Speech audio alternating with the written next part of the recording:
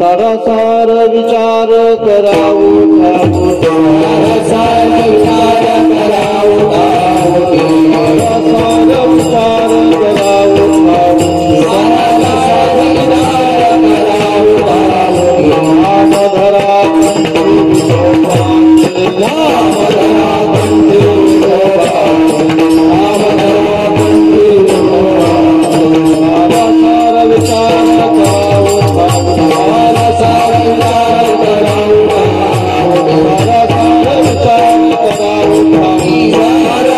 विचार करावो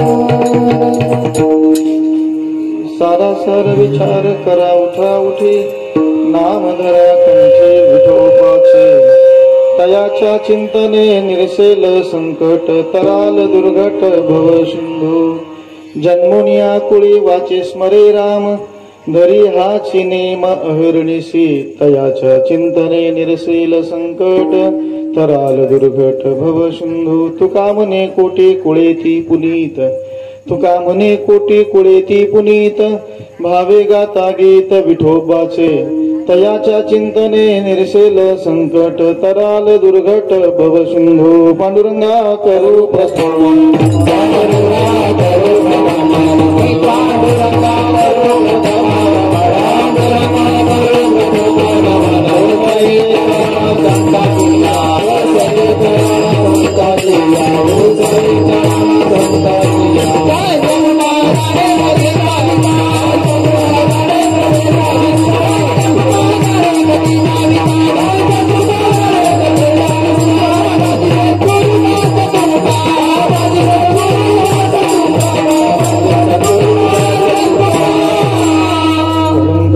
रम्य सिंहासनस्थं पदाम्बुज तेजस्फुरदिक् प्रदेशं विधिन्द्रादिदेवैः सदा स्तूयमानं समाधिस्थं मृत्युं भजे ज्ञानदेवं नमो ज्ञानेश्वरा निवृत्ते उदार सोपान देवा मुक्ताबाई नमो त्रिभुवन पावनी अद्य त्रयजननी देवाची विठ्ठल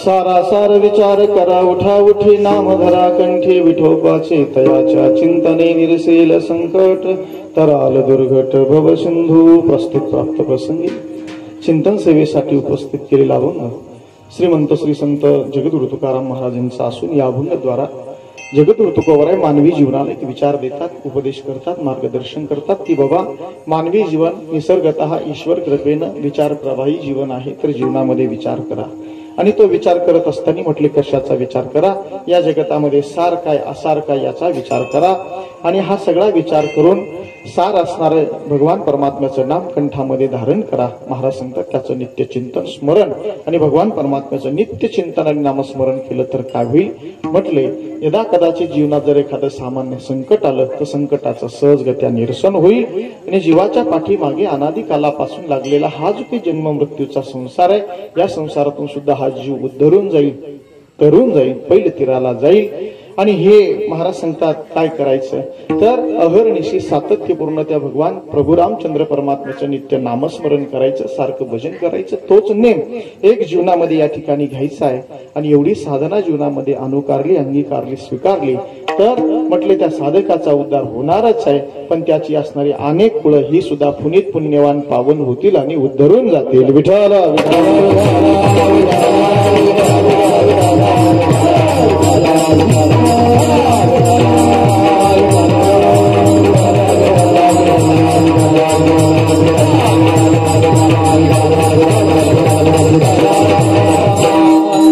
पुण्य पावन नगरी श्री क्षेत्र धारणखेडा आणि या धारणखेडा नगरीमध्ये भगवान श्री मारुतीरायाच्या भगवान श्री ज्ञानोबरायांच्या पावन पवित्र दरबारामध्ये संपन्न होत असणारा हा अखंड हरिनाम सप्ताह ग्रंथराज ज्ञानेश्वरी पारायण सोहळा आणि या उत्सवातील आजची ही कीर्तन रूपी सेवा समस्त ग्रामस्थ मंडळी धारणखेडाकर यांच्याद्वारा या ठिकाणी माझ्याकडे प्राप्त झाली या सेवेसाठी ज्यांचा खऱ्या अर्थाने संपर्क झाला परमादरणीय हरिभक्तपरायण श्री रामदासजी महाराज पवार लामणगावकर त्याचबरोबर आजच्या कीर्तन सेवेचे यजमान आहेत श्री दिलीपराव अप्पाराव पाटील पवार लामणगावकर आजच्या सेवेच्या निमित्तानं सर्व उपस्थित भाविकजन गायनाचार्य श्री विनायकजी महाराज आहेत गायनाचार्य श्री विकासजी महाराज सर्व तरुण टाळकरी मंडळी आदरणीय श्री पंडित आबा झोलेगावकर आहेत मृदंग सम्राट श्री मयूर महाराज विनेकरी आपले दादा आहेत या बाजूचे सर्व टाळकरी मंडळी दशरथ भाऊ पवार लामणगावकर त्याचबरोबर उपस्थित सर्व भाविक सज्जन श्रोतृगण वर्ग झोलेगावचे सरपंच सन्मान्य श्री जनार्दनरावजी काकडे पाटील आहेत त्याचबरोबर श्री मालेगावून आलेले सोपानरावजी आहेर पोलीस पाटील उत्तम काका आहेत श्री या ठिकाणी रणमाळे मामा आहेत त्याचबरोबर श्री या कार्यक्रमासाठी साईनाथजी भाऊ आहेर मालेगावकर आहेत उत्तम भाऊ मालेगावकर आहेत त्याचबरोबर श्री मिस्त्री आहेत आत्मारामजी मगर पाटील आणि आपण सर्व भाविकजन, सर्व ग्रामस्थ मंडळी, सर्व स्नेहीजन मंडळी, अर्थात सप्ताह धारणखेडा, झुलेगाव, लामणगाव या सर्व विभागातील असणारी वारकरी मंडळी, विठ्ठल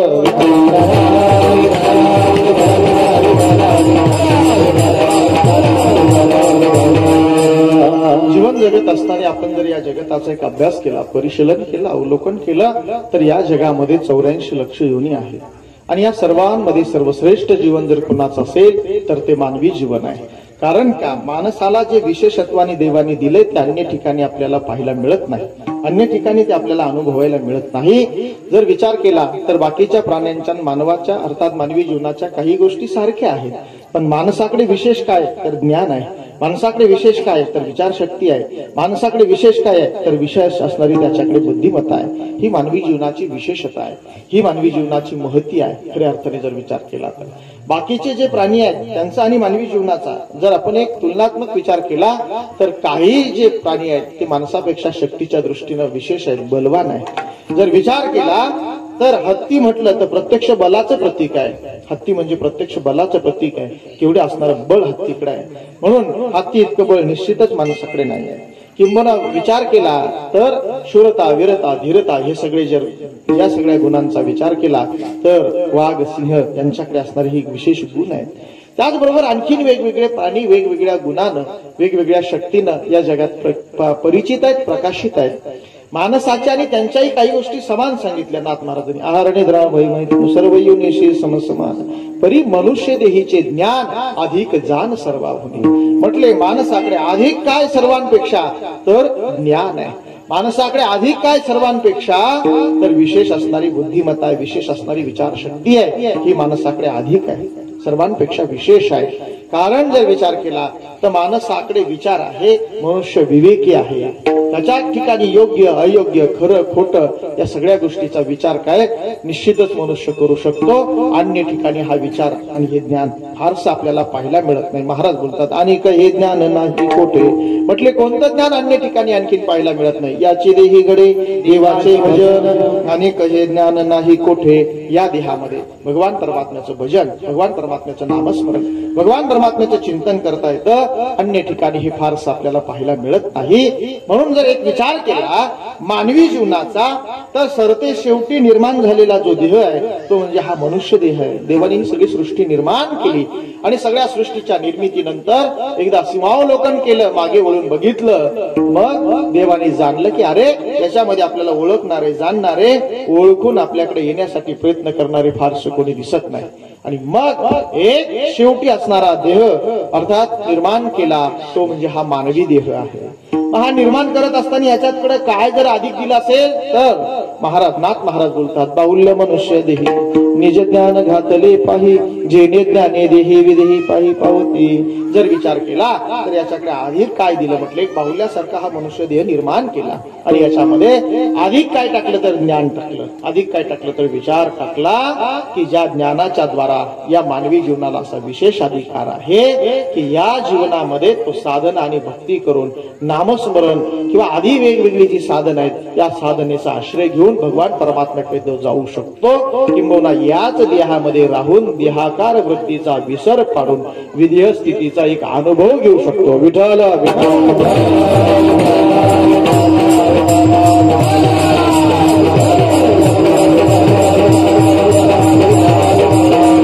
मनुष्य देहाची खऱ्या अर्थाने विशेषता आहे. आणखीनही मानवी जीवनाचा जर विचार केला ना तर माणसाच्या जीवनाकडे केवढा मोठा एक अधिकार आहे, केवढी मोठी एक विशेषता आहे. मनुष्य देहीचे ज्ञाने सच्चिदानंद पदवी घेणे हा मानवी जीवनाचा अधिकार आहे. माणसाच्या जीवनाची योग्यता आणि विचाराची शक्ती जर विचारात घेतली तर केवढी विशेष आहे. म्हटले याच देहामध्ये राहून भगवान परमात्म्याचं जे स्वरूप आहे सच्चित आनंद घन या स्थितीपर्यंत जाता येतं. तो अधिकार कोणाला आहे, तो मानवी जीवनाला आहे. मनुष्य देहीचे ज्ञाने सच्चिदानंद पदवी घेणे. जगद्गुरु तुकोबाराय बोलतात आयुष्याच्या साधने सच्चिदानंद पदवी घेणे हा मानवी जीवनाचा एक विशेष असा अधिकार आहे.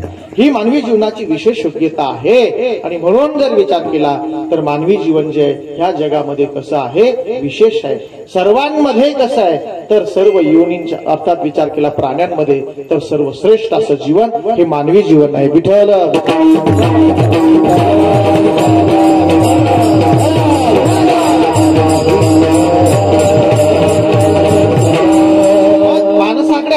काय आहे, शक्तीच्या दृष्टीने विचार केला तर बाकीचे प्राणी माणसापेक्षा सरस आहे काही प्राणी जर विचार केला तर त्यांच्याबरोबर कितीही तुलनात्मक केली तर शक्तीनं बाकीचे प्राणी सरस आहे, माणसापेक्षा सरस आहे. पण तरीही एक विचार केला तर मानवी जीवन विशेष का आहे, तर माणसाच्या ठिकाणी ज्ञान आहे, माणसाच्या ठिकाणी विचार आहे आणि त्या विचारानं तो खऱ्या अर्थाने खरं खोटं योग्य अयोग्य चांगलं वाईट याचा सगळा विचार त्याच्या ठिकाणी होऊ शकतो. मग आता आपण विचाराचाच विचार करतोय, मग विचाराचा जर विचार केला तर विचारात सुद्धा दोन प्रकार पडू शकतात. एक विचार आहे तो कुविचार आहे आणि दुसरा विचार आहे तो सद्विचार आहे. मग चांगला विचार जर मनामध्ये स्फुरला तर माणसाच्या हातून चांगले काम होत असतं आणि म्हणून विचार ही माणसाला प्राप्त शक्ती आहे आणि त्या शक्तीचा योग्य वापर जर जीवनामध्ये घडला तर जीवनामध्ये विकास आणि उत्कर्ष साधत असतो. आणि म्हणून जर विचाराचाच विचार केला तर कधी कधी कुविचार आहे, कधी आणखीनच विचाराचाच विचार केला तर काही विचार कसे आहेत, निरर्थक आहेत आणि काही विचार सार्थक आहेत. निरर्थक विचार आहे, कधी कधी काही माणसं असा विचार करत बसतात त्या विचारात वेळही वाया जातो आणि हाताला जे येतं ते दुःख येतं. विठ्ठल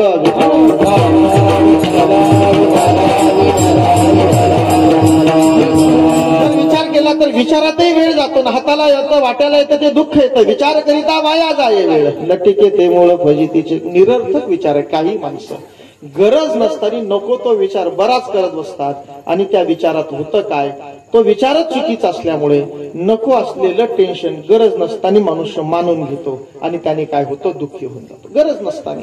एकदा काय झालं, एक आजीबाई घराच्या बाहेर बसलेली होती, कापूस होता त्याच्या वाती बनवत होती आणि ते सगळं बनवत असताना समोरून अचानक एक उंटाची मोठी रांग गेली आणि जवळजवळ उंट होते 40 आणि 40 उंटाच्या प्रत्येक उंटाच्या पाठीवर 50 किलो कापूस होता आणि एवढ्या सगळ्या उंटाचे ते चालले घराच्या पुढून ते गेल्या उंटाची रांग आणि गेल्यानंतर शेवट जो होता त्याला आजीने विचारलं, का रे बाबा एवढे उंट घेऊन कुठे चालला?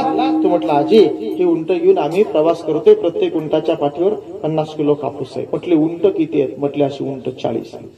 मग आजीने विचार केला, अरे बाबा एवढे उंट आहेत आणि प्रत्येक उंटाच्या पाठीवर एवढा कापूस आहे, एवढ्या कापसाच्या वाती कोण करेल, कोण करेल आणि त्या कशा होईल, कसा तो पिंजला जाईल, काय होईल, असं सगळं विचारच आजी करत बसली. आणि सगळा विचार करत असताना त्या विचारात एवढी व्यग्र होऊन गेली म्हातारी आणि एवढं टेन्शन. घरातले सगळे माणसं आले, चहा वगैरे ठेवला. म्हटले चहा घ्या. आजी म्हटली काही मला बरं वाटत नाही, चहा नको, चहा नको. जेवणाची वेळ झाली, जेवण बनवलं, स्वयंपाक तयार झाला. आजीला सांगितलं चला आजी जेवायला. आजी म्हटली मला भूक नाही, जेवण सुद्धा नको, मला काही बरं वाटत नाही. 2-3 दिवस झाले आजी पाणी घेईना, चहा घेईना, जेवायना. मग जेवणच बंद झालं म्हटल्यावर घरातल्या माणसांनी पाहुण्या रावल्यांना निरोप द्यायला सुरू केली, बाबा आजी काही जेवत नाही. मग एक पाहुणे भेटायला यायचे, गावातले माणसं भेटायला यायचे. करता करता 4-2 दिवस निघून गेले आणि मग एक जाणकार माणूस आला, थोडासा सुज्ञ माणूस. त्याने विचार केला म्हातारीचं तर काही दुखत नाही, म्हातारी कुठल्या विचारात वेगळं आहे, जरा चौकशी करू.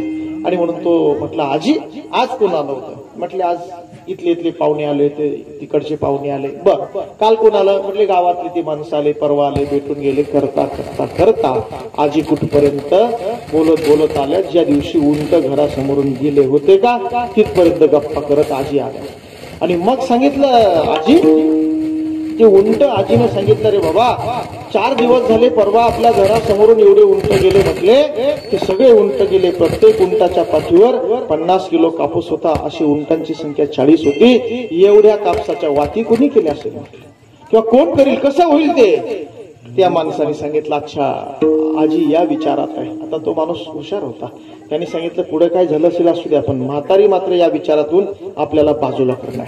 म्हटले आजी तुम्हाला इतकंच माहिती झालं का, पुढची माहिती मिळाली नाही का? म्हटले पुढे काय झालं? अहो पुढे असं झालं, म्हटले त्या उंटांना पाणी पाजायचं होतं आणि पाणी पिण्यासाठी ते सगळ्या कापसाचा बोजा खाली उतरवला, एका बाजूला ठेवला आणि म्हणजे उंट पाण्याकडे गेले. आणि इतक्यात काय झालं, कोणीतरी एक माणूस आला, त्याने सहज म्हटली बिडी पेटवली, उरलेली काडी फेकली, तसा तो कापूस जळून गेला, आग झाली. मग आजी म्हटली आता हरकत नाही, आता काही चहा घ्यायला अडचण नाही. मुद्दा असा आहे, हा विचार आहे. या विचारात काय झालं, वेळही गेला. हा विचार कसा आहे, निरर्थक आहे. या विठ्ठल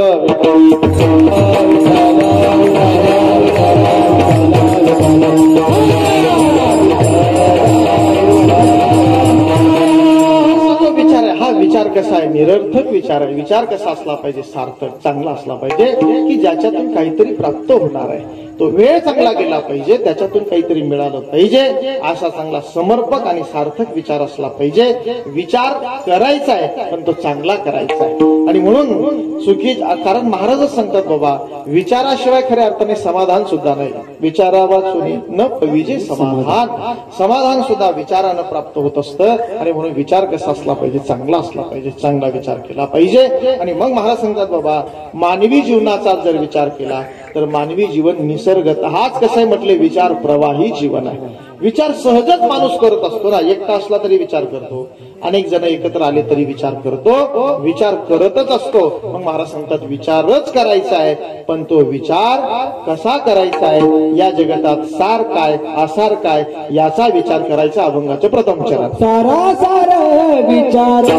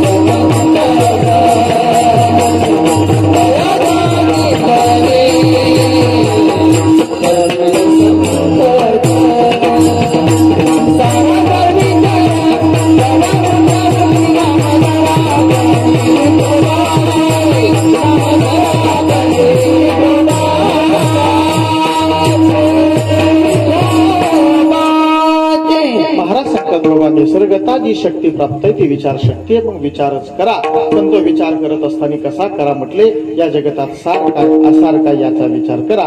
मग जर विचारच केला तर या जगतात सार काय, आसार काय याचा विचार केला तर माऊली बोलतात, त्रिगुणा सार निर्गुण हे सार, सारासार विचार हरिपाठ किंवा तुकोबाराय सुद्धा एकाच प्रमाणामध्ये स्पष्ट निर्वाळा देतात. फलकट तो संसार, येथे सार भगवंत म्हटले. हा संसार कसा आहे? फलकट आहे. आणि इथे सार काय आहे तर भगवान परमात्मा आहे. आणि काय आणखी सार आहे तर भगवान परमात्म्याचं नाम सार आहे. हरिनाम सार जीव या नामाची, उपमा त्या दैवाची. गुणवत्तात जर विचार केला तर इथं सार काय आहे म्हटले, हरिनाम. साधनाचे सार मंत्र बीज हरी, साधनाचे मंत्र बीज हरी,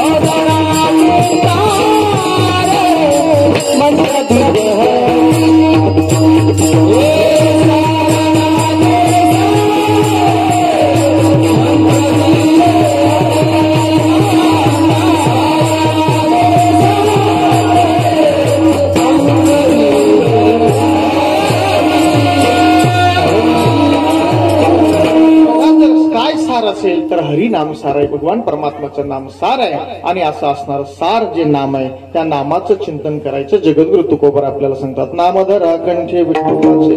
म्हटले विठोबाचं नाम कंठामध्ये धारण करायचं, त्याचं नामचिंतन करायचंय. मग हा सगळा जर विचार केला तर इथं सार काय आहे तर भगवान परमात्म्याचं नाम आहे. आणि ते नाम आपण काय करायचं म्हटले कंठामध्ये धारण करायचं, नित्य त्याचं भजन करायचं, नामस्मरण करायचंय.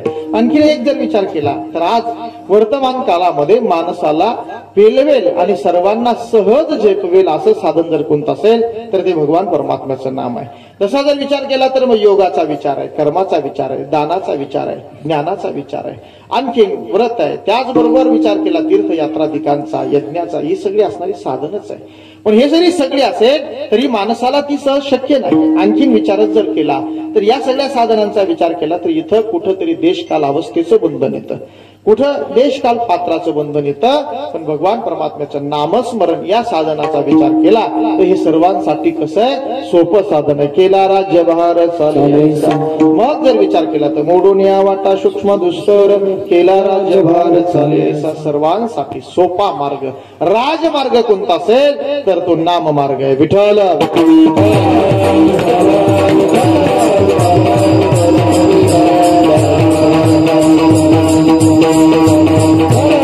विचार केला तर हे नामस्मरण साधन कसं आहे म्हटले, फलासाठी फलदायी आहे, श्रेष्ठ आहे. आणखीन जर विचारच केला तर याच्यामध्ये आणखीन एक संधी कोणती आहे, मनुष्य आपला आपला कार्यभार सांभाळून सुद्धा भगवान परमात्म्याचं नामचिंतन करू शकतो. कामामध्ये काम, काही म्हणा राम राम, जाईल भवश्रम सुख होईल दुःखाचे. मग जर विचार केला तर आपला कार्यभार सांभाळून भगवान परमात्म्याचं भजन करता येतं. असा श्रेष्ठ मार्ग म्हणजे हा नामचिंतनाचा मार्ग आहे. आणि म्हणून इथं जगद्गुरु तुकोबारांनी सांगितलं, बाबा हा सगळा विचार करा.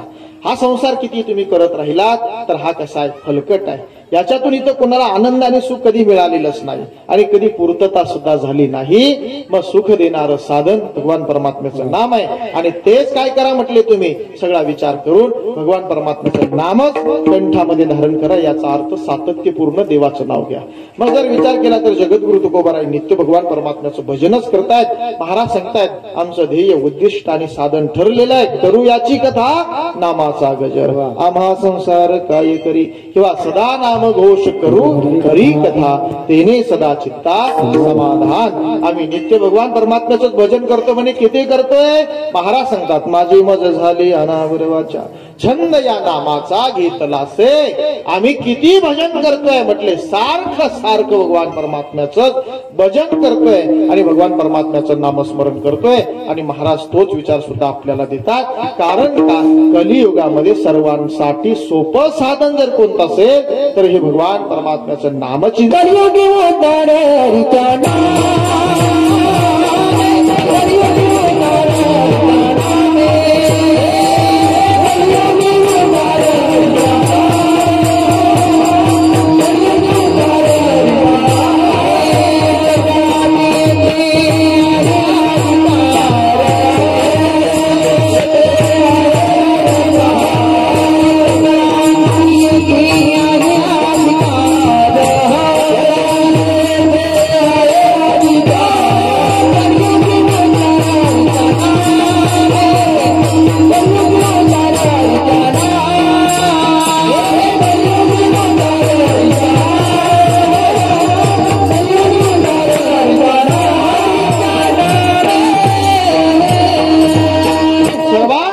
आचरणासाठी सोपं साधन कोणतं असेल तर ते भगवान परमात्म्याचं नाम आहे. सर्वांना ते शक्य आहे, सर्वांना शक्य आहे. बाकीच्या साधनांचा विचार केला तर मग कुठंतरी देशकाल अवस्थेचं बंधन येतं. पण भगवान परमात्म्याच्या नामस्मरण या साधनाचा जर विचार केला तर हे साधन सर्वांसाठी सोपं आहे, पेलवणार आहे, झेपणार आहे. आणि म्हणून तेही कसं करायचं आहे, ज्याला जसं झेपवेल तसं या ठिकाणी भगवान परमात्म्याचं भजन करायचं. येईल तैसा बोल राम कृष्ण, जसं शक्य आहे तशा पद्धतीनं सहज भगवान परमात्मा, फक्त भाव मात्र समर्पित करून भगवान परमात्म्याचं नामचिंतन करायचं. महाराज सांगतात काय करा म्हटले, हा सगळा या जगामध्ये सारासाराचा विचार करा. आणि हा सगळा विचार करून काय करायचं तर नामधरा कंठे विठोबाचे. ठीक आहे महाराज, आम्ही नित्य त्या भगवान परमात्म्याचं विठोबाचं सारखं भजन करू. मग त्याच्या चिंतनानं आम्हाला काय परिणाम फलश्रुती प्राप्त होईल. महाराज सांगतात बाबा, यदा कदाचित जगत असताना जर काही छोटस एखादं छोटं मोठं संकट जीवनात आलं तर त्या संकटाचाही सहज तयाच्या चिंतने दिसेल संकट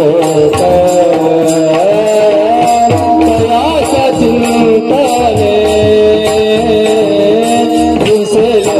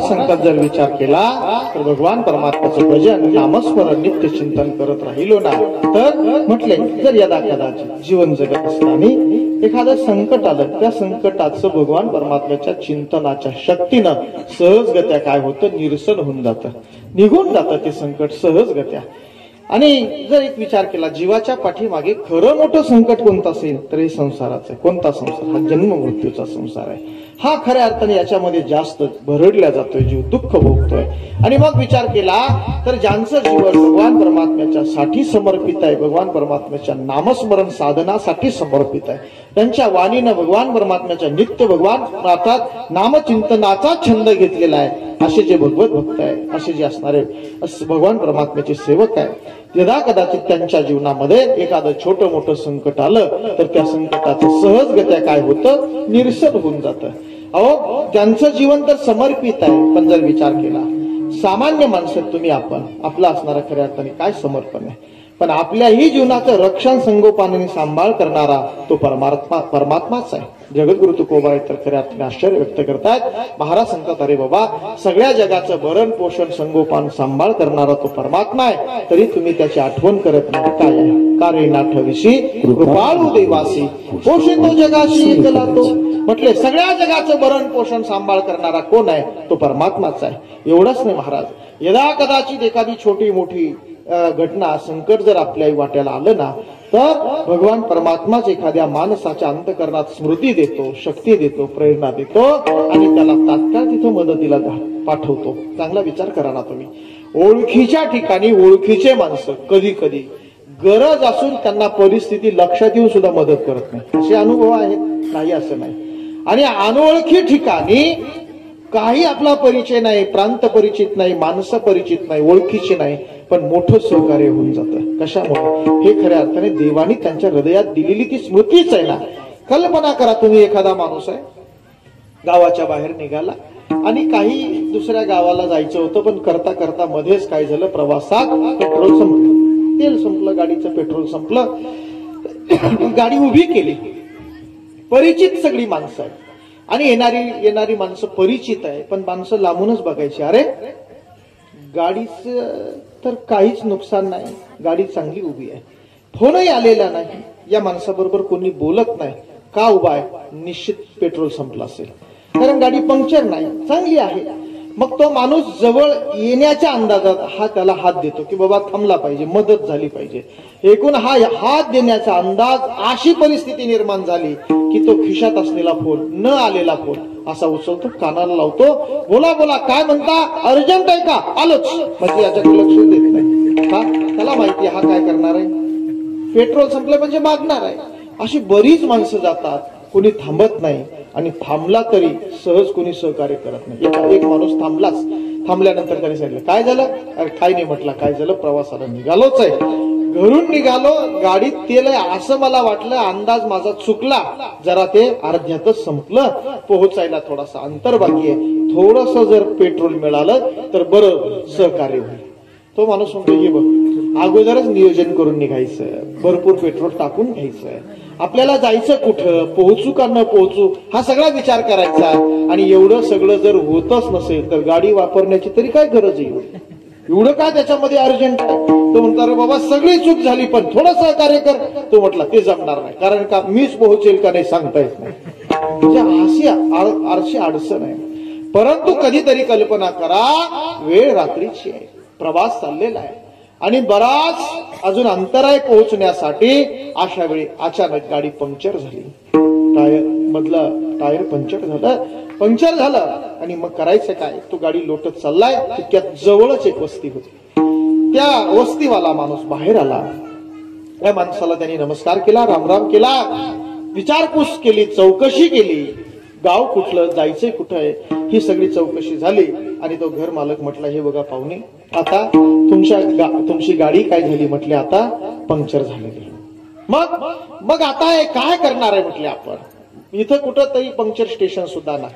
म्हटले मग एक काम करा, आपल्या तिथंच तुम्ही आता मुक्कामी राहा. ते म्हटले राहिलो असतो हो, पण जाणं जरा अर्जंट होतं, काय करणार आहे, आता कसं जाणार, म्हटले तुम्ही काय पर्याय सूचना, पण जाणं गरजेचं आहे. तो माणूस म्हणतो तुम्ही एक काम करा, काही संकोच करू नका, तुमची असणारी जी गाडी आहे ना इथं लावून घ्या आणि आपली घेऊन जा, उद्या तुमचं काम करून घ्या, उद्या थोडस तुम्ही पुढे या, आम्ही थोडस पुढे येतो आणि आपलं काम तुम्ही आता करून घ्या. ही म्हटली आपली गाडी घेऊन जा. मुद्दा असा आहे, जिथं आपण आहोत ती माणसं परिचित नाही, तो विभाग परिचित नाही, प्रांत परिचित नाही, पण अशाही वेळी ती माणसं सामोरे येतात, पुढे येतात आणि मोठी मदत करतात. याचं कारण आहे देवानेच खऱ्या अर्थाने त्यांच्या अंतःकरणात दिलेली ही प्रेरणा आणि स्मृती आहे. ओळख असून ओळखीच्या ठिकाणी माणसं कामं येत नाही आणि अनोळखी ठिकाणी माणसं समोर येऊन एवढं सहकार्य करतात. एक गोष्ट पहिली माणुसकी जागी आहे, दुसरी गोष्ट आहे देवानीच त्यांच्या हृदयात खऱ्या अर्थाने प्रेरणा दिलेली आहे. म्हणून अडचणीच्या काळी बहुधा ज्या माणसाचा विचार स्पष्ट आणि स्वच्छ असतो, कार्य सत्कार्य असताना, अशा माणसाला जरी अडचण आली असली तरी ती अडचण थोडक्यामध्ये सहज सुटून जाते. कोणीतरी पुढे येतो, सहकार्य करतो आणि ती असणारी त्याची गरज तत्काल तेवढी भागून जाते. मुद्दा असा आहे, मग सामान्याची सुद्धा देव एवढी काळजी घेतोय. मग ज्यांनी देवाच्या चिंतनासाठी आपलं जीवनच समर्पित केलंय त्यांच्यासाठी तो किती काळजी घेत असेल, किती काळजी घेत असेल. आणि एक गोष्ट आहे, देव येतो, सहकार्य करतो, पण सहकार्य करत असताना देवाची भूमिका कशी असते, जो भक्त असेल, जो सेवक असेल, ज्या परिस्थितीत गुंतलेला असेल, ज्या अडचणीत तो अडकलेला असेल, तसाच तो परिस्थितीनुरूप अवतार घेतो आणि भक्ताचं रक्षण करतो. भक्त राखी पायापासी गुणगणाची सवारी, गुणगणाची सवारी, भक्त राखी पायापासी गुणगणाची सवारी, गुणगणाची सवारी, पायापासी दुर्गणा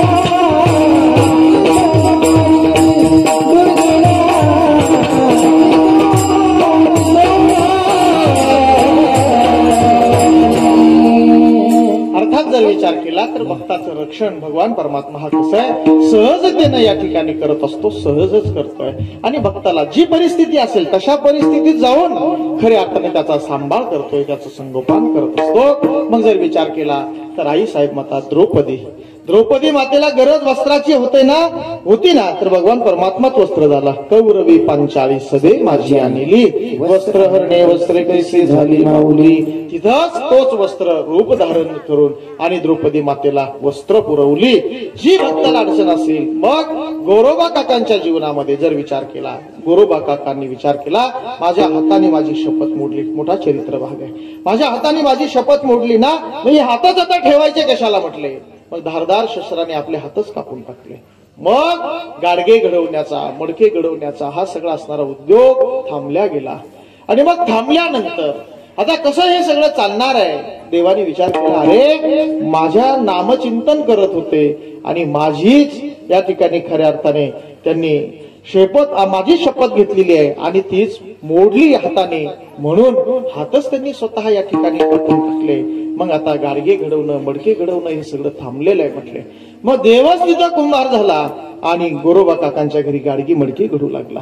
त्याचबरोबर विचार केला तर अनेक जे भगवत भक्त आहेत, अनेक जे संत आहेत, यांच्या जीवनामध्ये जे काही अडचण, जे काही संकट आलं असेल, भगवान परमात्मा ते सहजगत्या काय करतो. चोखोबाची बहीण झाला सारंग, चोखोबाची बहीण झाला सारंग, चोखोबाची बहीण झाला सारंग, चोखोबाची बहीण झाला सारंग.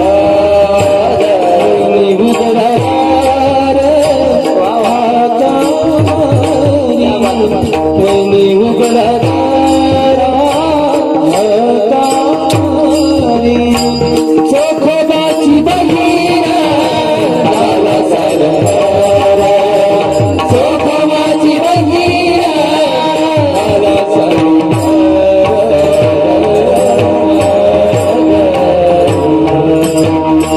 अर्थात चोखोबारांच्यासाठी तो चोखोबारांची बहीण झाला. ही जी ज्या भक्ताला जी संकट आलं असेल त्यासाठी देव धावूनच आलेला आहे आणि तिथं तो उभाच आहे. मग चोखोबारांसाठी काय झाला, तो बहीण झाला. आपण सगळे प्रसंग आणि कथा ज्ञात आहे, नित्य आपण या ठिकाणी खऱ्या अर्थाने श्रवण करत असतो.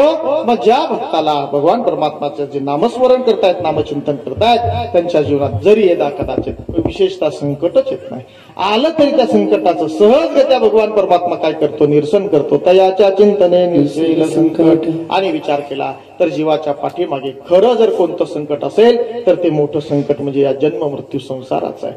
आणि मग विचार केला तर महाराज सांगतात, तराल दुर्घट भवसिंधू. हा जरी तुम्हाला कठीण वाटत असेल तरी मात्र या नामस्मरण साधनाचं सामर्थ्य एवढं आहे म्हटले, या नामचिंतनाचा आश्रय केला, नामस्मरण साधनाचा आश्रय केला तर हा कठीण असणारा संसार सागर याच्यातून सुद्धा सहजगत्या उद्धरून जाता येतं. मग जर विचार केला तर हा संसार किती कठीण आहे, करिता विचार तो हा दृढ संसार ब्रह्मादिका पारण उल्लंघवी सामर्थ्य. म्हटले जर विचारच केला तर हा संसार किती कठीण आहे, ब्रह्मादिकांना सुद्धा सहजगत्या हा उल्लंघून जाता येत नाही. असा जरी कठीण असेल तरी सुद्धा नामस्मरण साधनाचा आश्रय केला तर तराल दुर्घट भवसिंधू. हा किती कठीण असू द्या, सहजगत किती कठीण आहे महाराज, किती दुःख देतो हा संसार. जर विचार केला तर महाराज बोलतात ना, किती वेळा जन्मा यावे नित्य भावे भजित. म्हटले किती वेळा जन्माला यायचंय सांगता येत नाही, पण भजिती दुःख मात्र नित्यच चाललेले.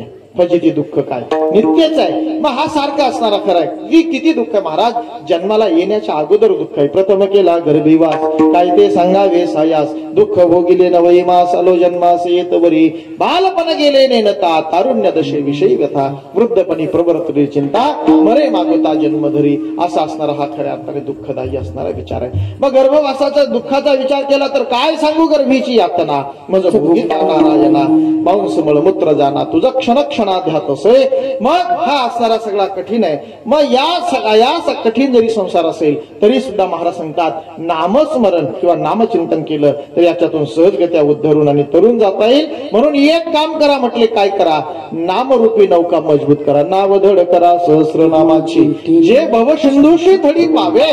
मग नामरूपी नौका अर्थात नामचिंतन या ठिकाणी नित्य करायचंय, भगवान परमात्म्याचं भजन करत राहायचंय. आणि ही नामरूपी नौका जर मजबूत केली ना तर या भवसागरातून सहजगत्या ती आपल्याला पैल तीराला घेऊन जाईल. जर विचार केला मोठं नदी पात्र असेल किंवा एखादा तलाव असेल किंवा समुद्रामध्ये प्रवास करायचा असेल तर अशा वेळी काय लागतं, जहाज, नाव, नौका याचं काय करावं लागतो, आश्रय घ्यावा लागतो.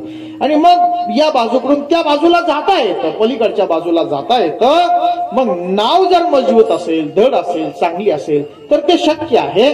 तसं भगवान परमात्म्याचं नाम श्रेष्ठ आहे. आपण ते फक्त नित्य घ्यायचं आहे आणि त्या नामाचा आश्रय करायचा आहे. मग मात्र पैल तीराला सहजच पोहोचता येतं. आणि म्हणून महाराज सांगतात, जरी वाटत असेल हा कठीण संसार आहे तरी मात्र याच्यातून सहजगत्या तरुणांनी उद्धरून जाता येतं.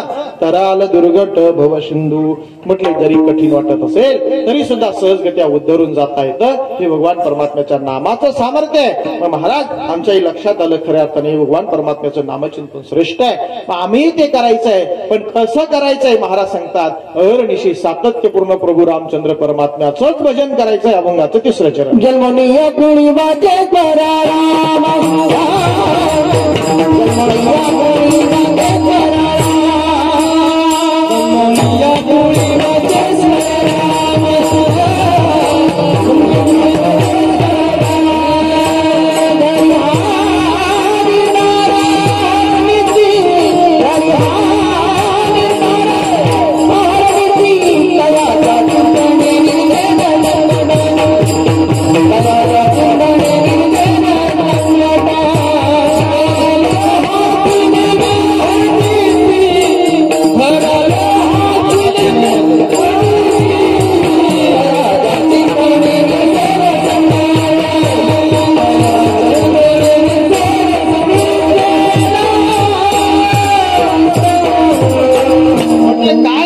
नित्य भगवान परमात्म्याचं नामचिंतन करायचं, हाच नेम जीवनामध्ये घ्यायचा. जन्मोनिया कोळी वाचे स्मरे राम, दरी हाच नेम अहर्निशी. मग सातत्यपूर्ण अहर्निशी रात्रंदिन सारखं काय करायचं म्हटले भगवान परमात्म्याचं. दिनरजनेहाचे धंदा गोविंदाचे पवाडे, सारखं भगवान परमात्म्याचं नामस्मरण आणि चिंतन करायचंय. मग जन्मोनिया जिथं आपला जन्म झाला असेल तिथं भगवान परमात्म्याचं सातत्यपूर्ण सारखं सारखं भजन करायचंय. राम नाम, कारण रामनामाचा महिमा किती महाराज. जर एखाद्या वेळी आपण तीर्थयात्रेला चाललो असू आणि देवाकडे जातोय, भगवान परमात्म्याचं नामचिंतन करत चाललोय ना, मग काय फल आहे. राम म्हणता वाट चाली, यज्ञ पाऊला पाऊल, पाऊला गणिक एका यज्ञाचं फळ प्राप्त होतं. हे नामस्मरणाचं, रामनामाचं सामर्थ्य आहे. किती सामर्थ्य आहे. आपण तर नित्य वाल्या कोळ्याची कथा ऐकत असतो, श्रवण करत असतो.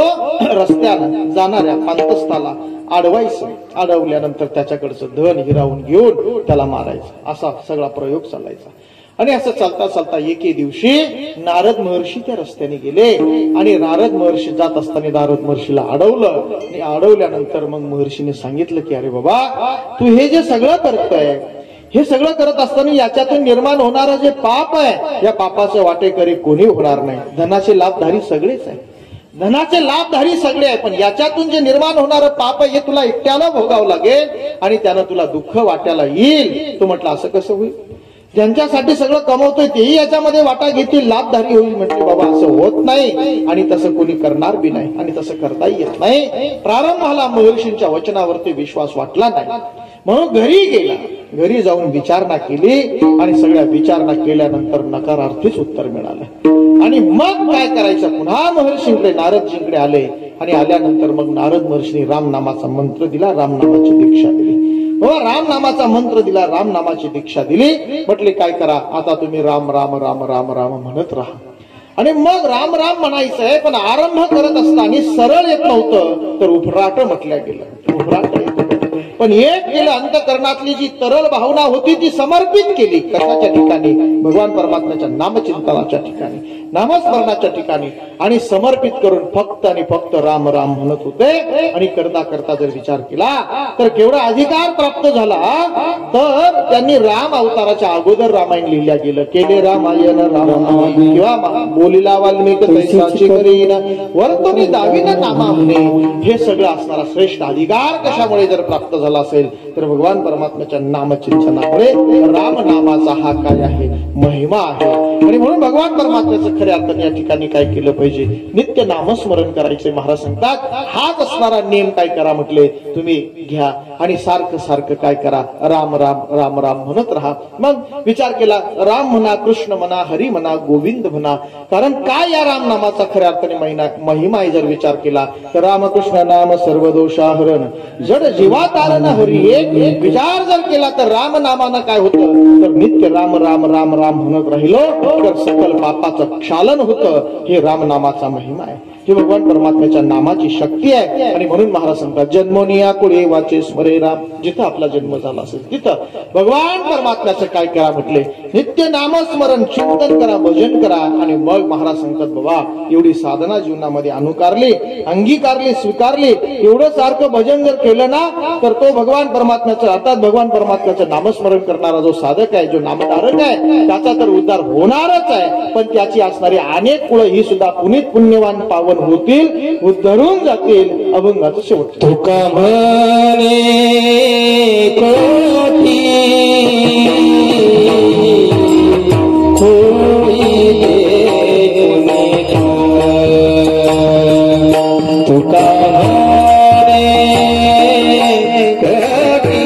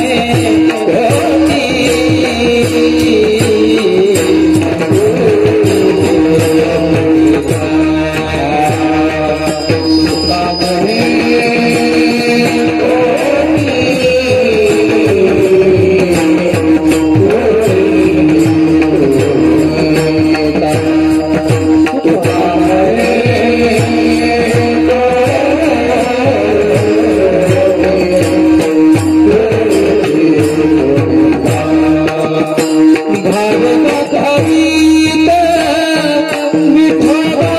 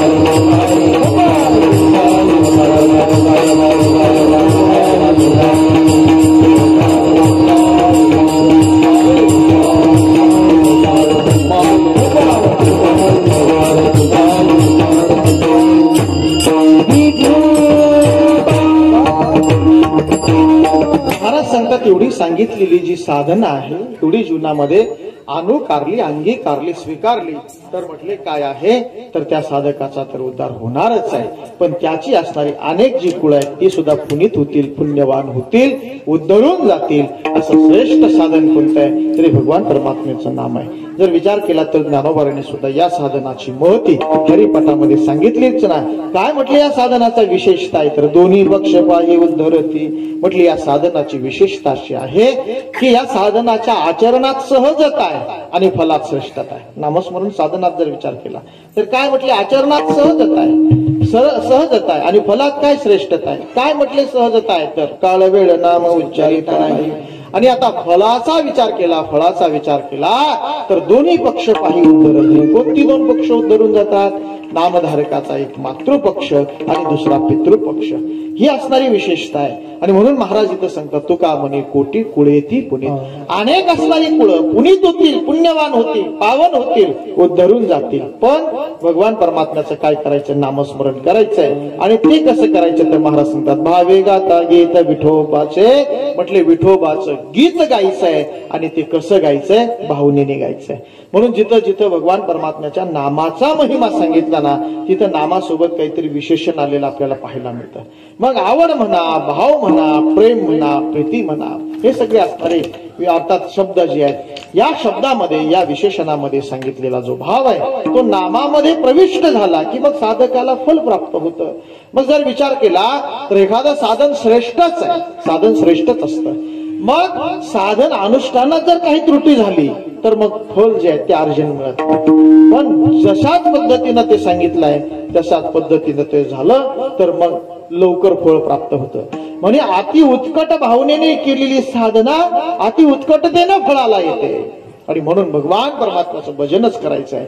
आणि त्याची फलश्रुती काय तुका म्हणे कोटी कुळेती पुनीत. अनेक कुळ पुनीत होतील, पावन होतील, उद्धरून जातील. पण गीत कसं गायचंय म्हटले भावे गाता गीत विठोबाचे. इथं दोनही वेळा जगद्गुरु तुकोबारायांनी सांगितले. साधनही सांगितलं, देवतेचं नामही सांगितलं. नामधरा कंठी विठोबाचे. म्हटले कोणाचं नाम घ्यायचंय तर विठोबाचं घ्यायचंय. तिथे महाराज सांगतात कोणाचं गीत गायचंय, कोणाचं स्मरण करायचंय, कोणाचं नामस्मरण करायचंय तर विठोबाचं करायचंय. आणि ते कसं करायचंय म्हटले भावनेने करायचंय. आतमध्ये भाव असला पाहिजे, प्रेम असला पाहिजे. कारण भावनेने केलेली जी क्रिया असते किंवा भाव जर असेल तर ते जे साधन आहे ते लवकर फलित. भाव गाता गीता, भाव गावे गीता, भाव गावे गीता, भाव गावे गीता, भाव गावे गीता, भाव गावे गीता, भाव गावे गीता.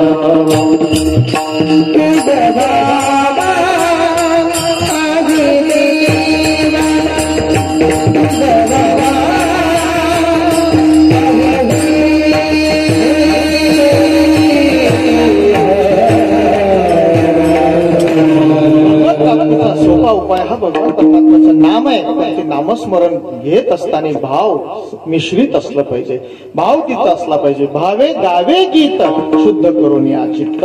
म्हटले काय करायचे, भाव असला पाहिजे, प्रेम असला पाहिजे. आणि मग महाराज आपण जो अभंग घेतलाय त्याच्यात ते सांगतात, भावे गाता गीत विठोबाचे. भाव महत्वाचा आहे, प्रेम महत्वाचं आहे. म्हणून जर विचार केला, शबरी मातेकडे भगवान प्रभू रामचंद्र परमात्मा आले तर कशासाठी, शबरी मातेचा भाव प्रेम पाहून. आणि तिथं आल्यानंतर बोरी खाल्ली याचा विचार जगद्गुरु तुकोबाई सांगतात, ही कशामुळे शक्य. म्हटले ऐका महिमा आवडीची. हा महिमा कशाचा आहे, म्हटले आवडीचा आहे. हा महिमा कशाचा आहे, हा महिमा प्रेमाचा आहे. आणि म्हणून महाराज सांगतात, नामस्मरण हे साधन श्रेष्ठच आहे, पण त्या साधनाचं अनुष्ठान करत असताना काय केलं पाहिजे, तिथं भाव असला पाहिजे, प्रेम असलं पाहिजे. जर एक विचार केला ना तर जमीन आपलीच असते आणि जमीनही चांगली असते. एखाद्या माणसाने विचार केला की अरे बाबा, म्हटले काय झालं, पाऊस पडला की माणसंच मिळत नाही, मग आता वेळ आहे, सगळी असणारी यंत्रणा रिकामीच आहे, मग म्हटले आताच पेरणी करून घेऊ, काही हरकत नाही. म्हटलं गेला शेतामध्ये पेरणी वगैरे केली आणि पेरणी केली, 2-3 दिवस झाले. बाकीचे मित्र गप्पा करत होते. तो म्हटला करा तुम्ही गप्पा, तुमच्या मागे काही कामं नाही. ते म्हटलं तुझ्याकडे काय असं अर्जंट काम आहे. म्हटलं काय काम आहे म्हणजे काय, 2-3 दिवस झाले पेरणी करून आलो. म्हटले पेरणी केली म्हणून मग आता ते जातो, म्हटले कस काय उगवलं काय वगैरे पाहून येतो. ते म्हटले पाणी दिलं का. तो म्हटला काय पाण्याचं बोलता राव, प्यायला पाणी नाही, शेताला द्यायला कुठून आणणार आहे. मग कसं काय. म्हटलं मग आपली जमीन थोडी साधी आहे, व्यवस्थित म्हटले मशागत केली आहे, जमीन चांगली आहे, पेरणी चांगली झाली, आणि कसं उगवणार नाही असं होणार नाही. म्हटलं मग तो गेला शेताकडे, चक्कर मारला तर बघितलं तर काहीच झालेलं नाही, बीजाला अंकुरच नाही. आणि मग जर इथं आपण विचार केला, जमीन चांगली आहे, पेरणी चांगली झालेली आहे, सगळ्या गोष्टी आहेत, पण त्याला काय नाही, पाणी नाही. अर्थात जमिनीमध्ये काय नाही, ओलावा नाही.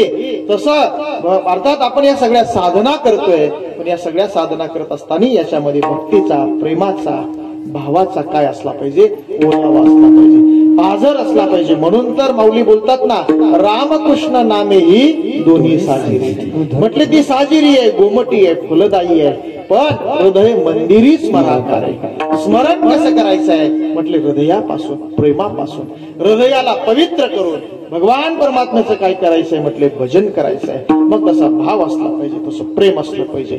आणि जिथं भाव आहे, जिथं प्रेम आहे ना, मग जर विचार केला तर तिथली असणारी साधना सुद्धा फलदायीच आहे. आणि म्हणून महाराज सांगतात, नामस्मरण साधनाचा विचार केला तरी श्रेष्ठ साधन आहे. मग फक्त अंतकरणामध्ये भाव धारण करायचा आहे. मग अंतकरण पूर्वक, सश्रद्ध अंतकरणाच्या द्वारा भावपूर्वक भगवान परमात्म्याचं काय करायचं, भजन करायचंय. नामस्मरण या साधनामध्ये भाव संमिश्रित भगवान परमात्म्याची साधनाने चिंतन करायचं आहे. आणि मग महाराज सांगतात, तुका म्हणे कोटी कुळेती पुनील, भावे गाता गीत विठोबाचे, दयाच्या चिंतने निरसेल संकट, तराल दुर्घट भव सिंधू. ज्ञानेश्वर